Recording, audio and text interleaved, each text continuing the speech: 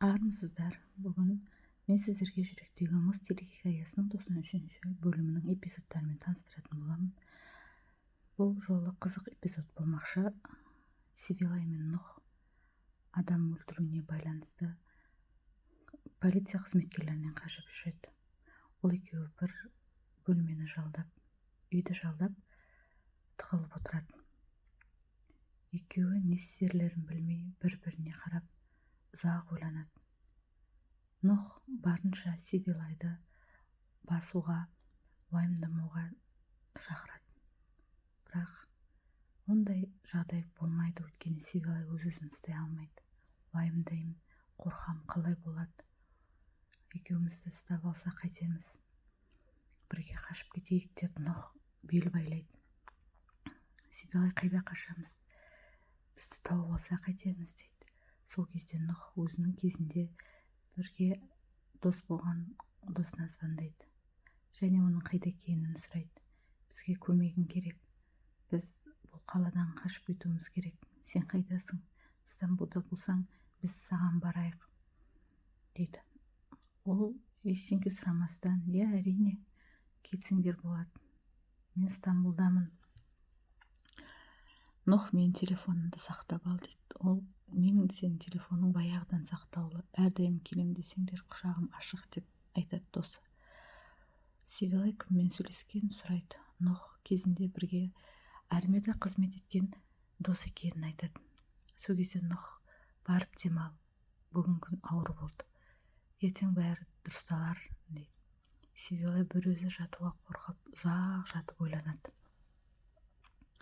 Мен не істеп қойдым деп. Ол үйінде жалғыз өзі қалуға қорқады. Тахсин мен Сумру екеуі келісіп сөйлеседі. Полиция қызметкерлері Сивилайдың жұмыс орнына барып, барлық қызметкерлерден сұрақ алады.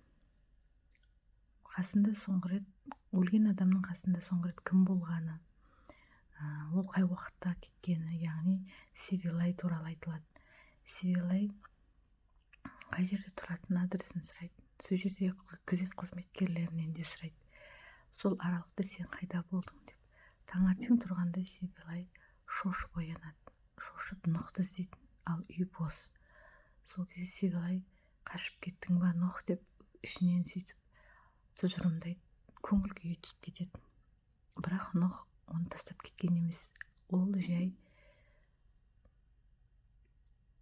Сивилай Нұхты көріп жүгіріп барып құшақтайды. Ол, сен мені тастап кетті ма деп қорықтым дейді. Сол кезде Нұх, уайымдама, мен сені ешқашан тастамаймын деп айтады. Сөйтіп екеуі таңғы ас ішпекші болады. Таңғы ас ішер алдында Сивилай телевизорда қосшы, жаңалықтарда не болып жатқанын тыңдайық дейді. Сол жаңалықта белгілі кәсіпкердің қайтыс болғанын және оның өліміне көмекші Сивилай Гөнсер жауапты екенін айтылады. Сивилай қатып тұрып қалады. Сол кезде Нұх жаймен Сивилайды кеп құшақтайды. Уайымдама, барлығы жақсы болады. Мен сені бұл жерден алып кетем. Екеуміз қашып кетеміз. Уайымдама Сивилай дейді. Сол кезде Сивилай Нұхқа айтады. Ол өзі кінәлі. Мен мықты әйелімін. Ол өзі кінәлі. Мен оны өлтірген жоқпын деп Нұхқа айтады. Нұх артынан теледидарға қарап ұзақ тұрады. Сол кезде отырайық енді болды. Қанша уайымдағанмен ештеңе өзгермес. Таңғы асымызды ішіп, бір шешімге келгеніміз дұрыс. Және де бұл жерден кеткеніміз дұрыс деп айтады.